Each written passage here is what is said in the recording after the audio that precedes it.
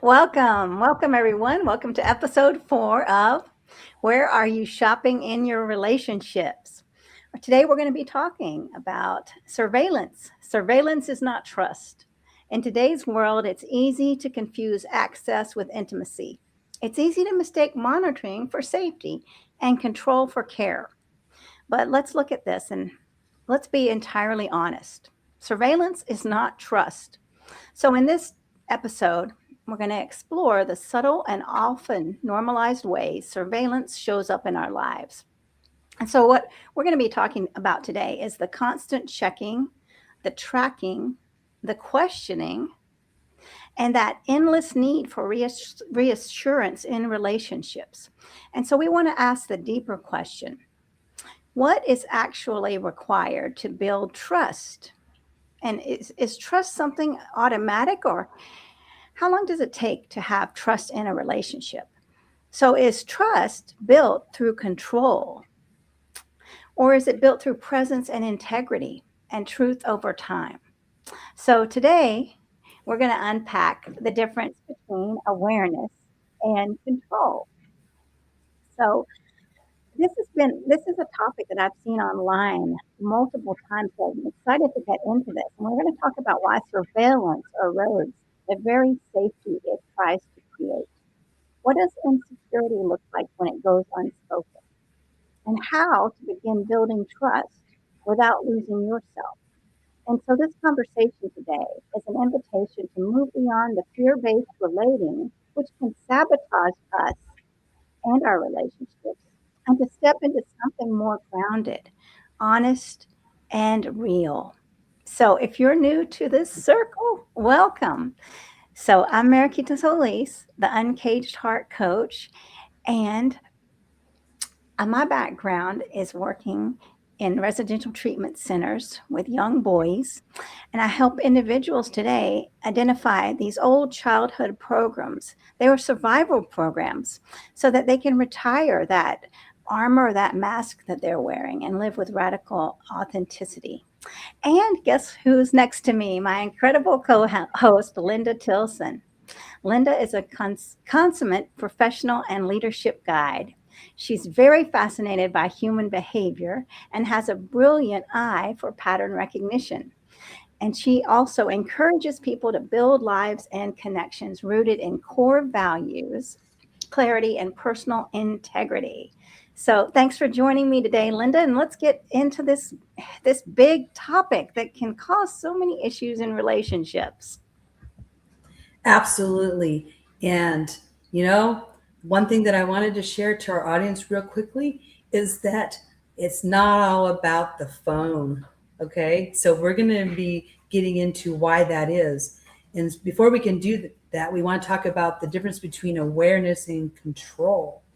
And so in our relationships, we want our partners to be aware of what we're doing, who we're doing it with, and have it be less about wanting to control the other person, which means that each person can have their autonomy, they can have their level of privacy. Okay.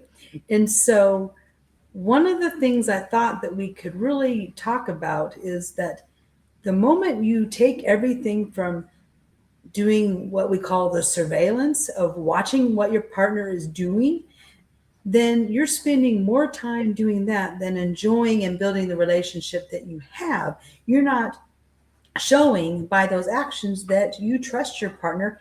And, do you trust yourself? Do you trust yourself to be able to come into the relationship and have that trust? And you asked a really good question, Marikita. You said, how long does it take for that trust to be built? And, I think that it is over time. It can change, but it happens before you even commit and form the relationship. Yeah, it does. I love what you're saying. It happens before you even commit and form the relationship. And that's what I was thinking about, trusting yourself. Do I trust myself to pick a partner with integrity? And if I'm rushing into relationships, am I rushing in so fast that I don't know if they have a high character or high moral values, right? And can I be trusted to wait and go slow enough to find this out? That's an excellent point there because, when you meet somebody and they want to escalate things very quickly and it's fun, it's exciting, you're lit up and you're really enjoying life, and you might be putting on those blinders to some of the other things. What you want to do is to slow things down and have those deeper conversations. And in those deeper conversations, you want to be understanding, like, here's the one that relates to what we're talking about today. But when you enter a committed relationship, is it a deal breaker if a person that you're dating has opposite sex relationships? Because this here is something that I wanted to speak to, because, if you think that something's going on, or you think that you just can't trust because other things have happened to you in your past, well, there's going to be a problem if you have a partner that does have a lot of opposite sex friends and people that they work with. And if you don't have that conversation up front, you're going to be in for a real surprise later when it could have been avoided up front. And, you know, when those times happen and you're talking about those things, then you're going to have to be able to trust in yourself too when you're asking those questions. And you have to be honest with yourself. Would you accept it if your partner said that you would no longer be able to have your male or female friends? Would it be a deal breaker for you to suspend that? I'm thinking that for me personally, it would be a deal breaker automatically, because then you'd be cutting off half of the world. Yeah, that would be a deal breaker. And I mean, for me too, it'd be a deal breaker. And I think there, I don't know how. I think what for me, the the partners of the opposite sex bring awareness to how the opposite sex or how they interact with other people, the way they think, the way they feel, and that a lot of times that helps me in my own relationships. And they also can show me things that I might not be aware of that my partner might need or be or saying that I'm blind to. So yeah, this is huge to and how do you even go about that if you're saying, well, I mean, if you agree to that, that's a slippery slope. But I mean, if you agree to that, that's something that would be between you and your partner. Exactly. And, so having these conversations up front, so that way you're not being blindsided, and being honest about whether or not you agree to that type of commitment. And, maybe you agreed that you could have those relationships. And then later on, there was a situation where your partner wasn't really sure if you were being honest and forthright about your relationships. And they were like, "Oh, I really need to see your phone." And you're like, "Well, you need to be able to trust me that I'm doing the right thing." And instead of getting really defensive about the whole to look at the phone, to not look up the phone thing, you could hand it over and they could do that. It's not going to establish or reestablish trust. Um, what you want to do is to be open, honest, and curious by talking to your partner. Just say, what is it that you're observing or seeing or feeling that's causing you this angst in this relationship that I'm having, that you feel that you need to look at my phone? And that there will give you more insight. And what you do with that insight, you have to think about how you want to meet them. So coming up with a way that you can meet one another when those insecurities happen, or somebody thinking that you've misstepped, have those conversations, not in the moment when everyone feels under fire, but stepping back and really asking that. So that way your relationship is, not operating out of fear, out of something that somebody is wondering about and want to unpack with you. It's, again, what you said is, you know, establishing trust through your integrity and your presence to show up to the conversation, to even have that tough conversation. And so that's that truth that's going to come out over time of whether or not that can happen. Yeah, you're right. And I've been in the situation, which is very strange because normally I'll say up front, I have male friends, I have, and it's nothing that I hide. That's one way I screen people. But this partner decided after years that somehow trust just out of nowhere. Anyway, I started to be questioned, and showing the phone or doing whatever that worked for maybe 3 days, maybe 2 days, maybe one day, and then it was again, uh-oh, that wasn't working. I mean, it doesn't work to continually show the phone or any of that because it's a temporary, it's like a band-aid. You're not getting to the core root, and what you're talking about, Linda, is addressing the real problem. What's the real issue here, and how can we work together as a team so that everyone feels safe? Because ultimately it's about safety. And what is that fear, and where did that fear come from? Yes, exactly. And one way that we can make our partner feel safe is by being transparent about who we're out with, what we're doing, when we're going to come back, and then leaving it open that they could check in at any time, and making sure that everything's on the good.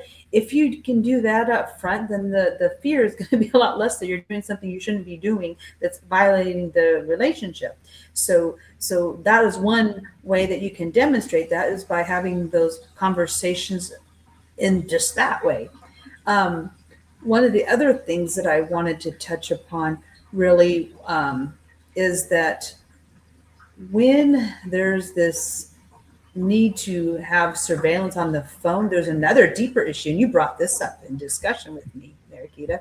And that's the fact that, sometimes people may want to have a private conversation with us. And if we are having someone read our phone and check in and whatnot, well, then anything that that person puts in there and shares, then you're like violating their confidence and trust that the conversation is not going to go outside of your ears. So I thought that that was relevant as well. Because there are times where there are conversations that it's not our business or not to be a part of, and I think that's fine. I mean, I can think of lots of situations where that can come up. So that there is also another valid reason. And the other thing that I've been thinking about this week as we were unpacking this is really that, a lot of things happen inside our mind, that little bubble that comes above your head. The one that you don't always share to everybody. We can have all kinds of different thoughts, and maybe we need someone to talk to that's not related to us, that we can do that with. And I think that's valid and good. And not everyone gets to know every single thought that happens in our head. That's very true because sometimes you want to just vent to your friend and you don't want, I mean, like if I was venting to you about men, let's just say, or women or anybody, right? And then and then if your husband was reading it, I wouldn't, I mean, that would have been something in the heat of the moment, maybe. And maybe I apologized and said, you know what, I shouldn't have spoken that way about the general population, or this was wrong of me. But then if they only read part of it, they might think, gosh, what a horrible person this is. Or, they might make a judgment. And we're all human beings. We all misspeak, right? So definitely, I mean, there's that violation there. And I remember there was some people do say this is how much I trust my partner, by letting them look at everything on my phone. But yes, again, that could violate my personal things that I've shared with him, and it makes me kind of afraid. I mean, it did when they told me that. Oh yes, we read each other's messages. I didn't say anything bad, or I didn't have anything to hide, but it still made me feel uncomfortable. Yeah, and that's what we want to do, is we want everyone not to be living in uncomfortable land, and to be able to, have these honest conversations about things. Because usually the problem is not what the thing is, which is, can I hand over your phone? Can I see it now? That's the problem. No, it's a deeper rooted issue, which is you're doing things or I'm catching you not saying the truth, and so therefore I don't trust you, and so that's really the core of this conversation is what do we do when we meet new people so we can establish the boundaries that we have and express how we want to interact in the way that we're aligned and matched, right? Um, and then the second thing is, okay, you're in an existing relationship, these things come up. How do you confidently talk about them in a way that can be constructive rather than deconstructive? Yeah, exactly. How do you do that? The coming to my partner and saying, I'm feeling a little insecure. I would really like to talk about it because I want to honor our relationship, right? And I don't want to bring anything into this field that could be my paranoia. So I'm feeling a little afraid now. I see that you're talking to so and so. Can we discuss that? That is so wonderful when we can have these honest conversations where we're not attacking like, oh my gosh, what are you doing talking to that, da da da da da da da, and then it just goes flies off the handle, and you're saying things that you regret, and then the other person, because the other person is going to feel very much like a criminal. That's the way I felt. Like I haven't done anything wrong. Leave me alone. Don't like get the heck away from me, right? Because no one wants to be treated like a suspect. So you have to come from a place of love. I love you. I love our relationship, and I'm feeling a little afraid right now. I'm feeling whatever you're feeling. Say it and be honest and vulnerable, and work on it together. I have cats underneath me. That's why I'm squirming a lot, just so everyone knows. Okay, go ahead, Linda. Yes. What are your thoughts? Yes, I have two cats too, and they may decide to grace their presence as well. So all is good. Um, and we've spoken a lot about the other person, and at the end of the day, it's what are you going to do? What are you going to do to work on yourself? So that way you can be this person that's not insecure, that's not being hyper vigilant. Because if you find that that is something that you're doing, then it's not helpful to you. It's not helpful to your relationship. You can't have a relationship built on that. And so, asking for support and help to working through those insecurities, maybe some of those past things that you've gone through that might have triggered you to have those behaviors. Recognizing those behaviors in yourself, and then reaching out to someone trusted that you could speak to about that, a professional, counselor, therapist. Um, in our case, we are guides, and so we have conversations not as therapists or counselors, but as people that can lead people through ways that they can look at themselves differently, take some steps in communication to get to the point where they get that relationship healthy and growing in a way that honors both people. Because we talk a lot about other people, but we really want to look inward and figure out, okay, how am I showing up here? My partner thinks this, they've approached me with it. Okay, well, do I need to check myself? Is there something that I could do? And I can even ask them for their help. If there's an area that they brought to my attention that was previously a blind spot, I can ask for their support to help me in that. That's a valid thing to ask somebody, because none of us are perfect. We do misstep, but what we need is compassion for one another, and the trust that we could work through things. I mean, that's the bigger issue. That trust is that we could actually have conversations, and that we can actually come to a place that helps us.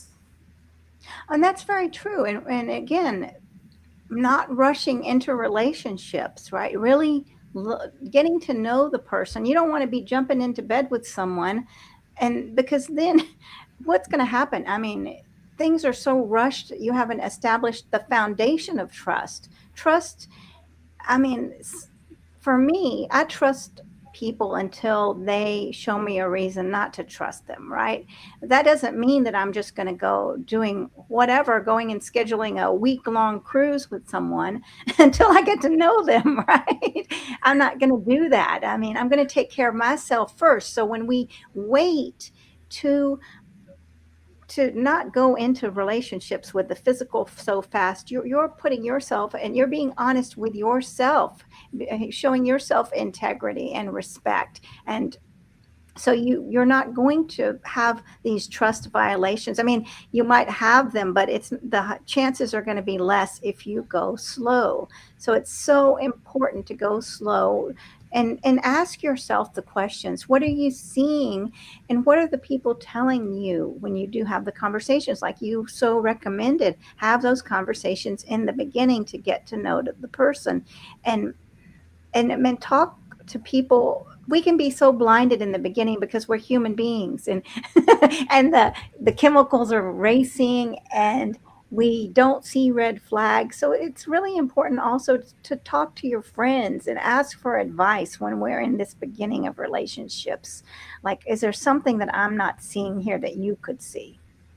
Yeah, and no, this touches upon, the area where, when you ask your partner, what would you like me to do if I have something to bring up that's sensitive? How would you like me to do that? How do you, um, handle style under stress? Do you need to go off and be by yourself, or do you want to talk about it in the moment so that way it doesn't blow up? Having these conversations about style under stress and how we want to be approached when there's something difficult to work on. Don't wait until the moment everything comes to head and you find out that the person, your partner, shuts off every time they feel like they're under attack.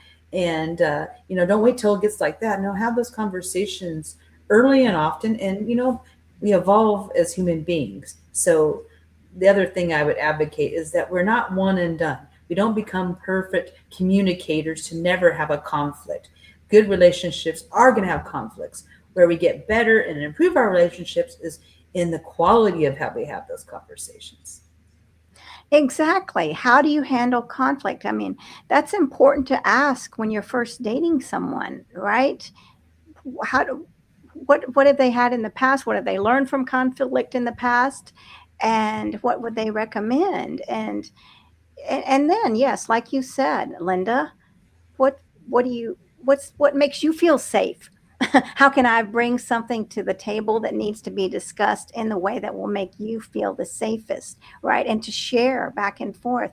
Oh my gosh, this is so loving when you do that. And then you can really talk about anything. When there's safety, you can address anything. If there's going to be respect and trust, and this is essential.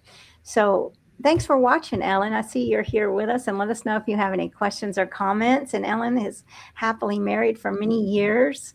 So, trust, yes. In order to have a relationship for years, you have to have that trust. So, um, but this can be a slippery slope in these times when everyone is so close and connected to the phones, it makes it even more difficult. It really does. And is this the moment where we would like to talk about our big announcement? Yes, do it, Linda. All right. I just wanted to make sure that that was good with you. But Mariquita Solis and I have decided to form a company called The Last First Date. And the reason why we formed this company is because we feel very much as advocates that we have the gift to educate, awaken, and guide people toward healthier, more intentional relationships through the power of self leadership. So, you've heard threads of that in today's conversation. And what we want to do is we want to redefine how modern relationships help individuals to become the kind of partner capable of creating the love that they truly desire. So, how beautiful does that sound? It sounds great. It sounds wonderful because you are you're in charge, right? And you're not going to be flapping around scared. I mean, this is intentional. This is intentional, calm, reflective, not desperate chasing, but looking at who you are as a leader, and bringing to awareness your strength, the qualities you have to offer someone else, and what you might be looking for. And it's just an introduction to a greater way of being in relationships.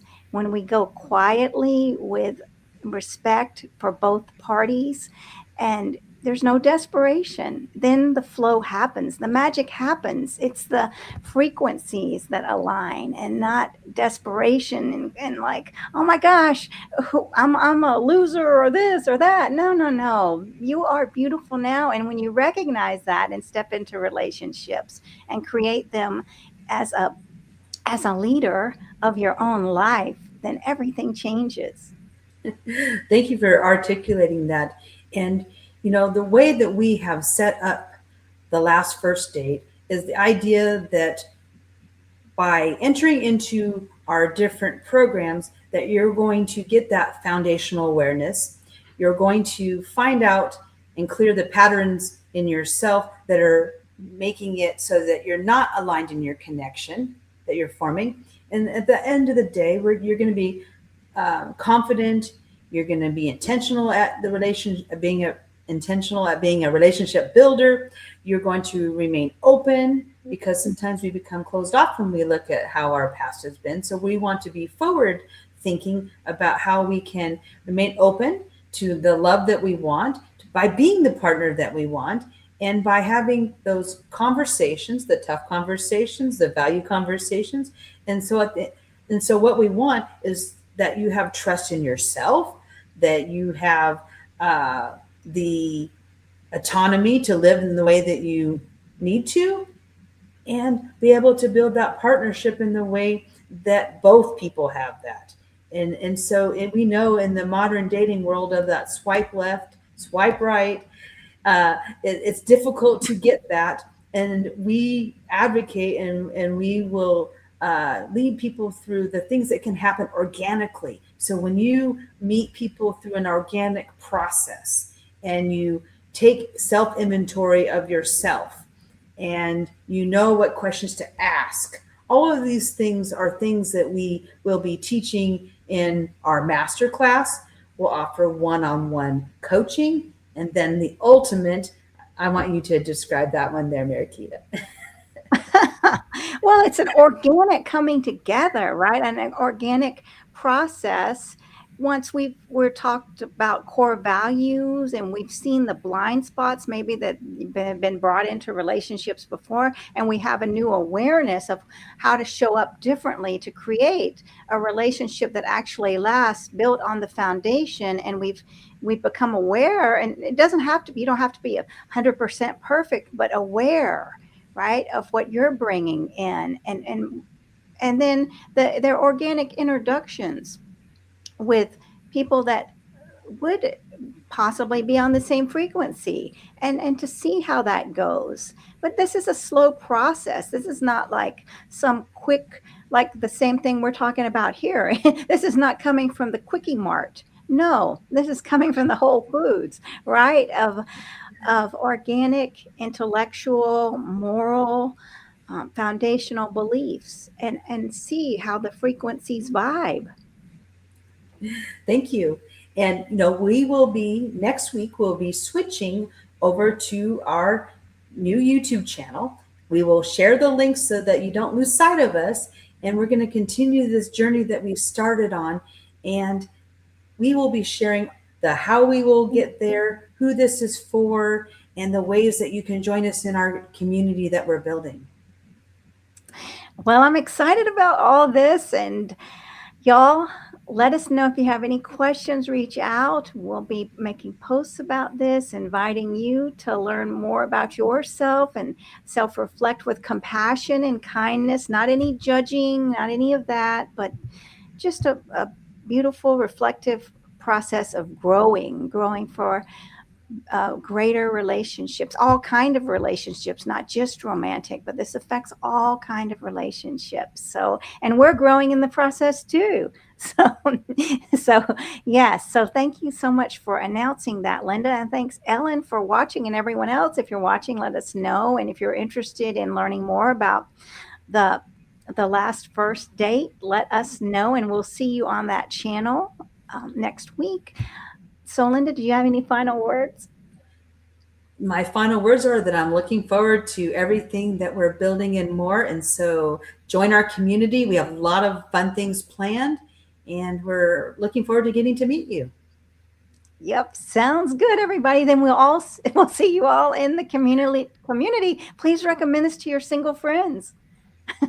All right, and we'll see you next time. Bye, everybody.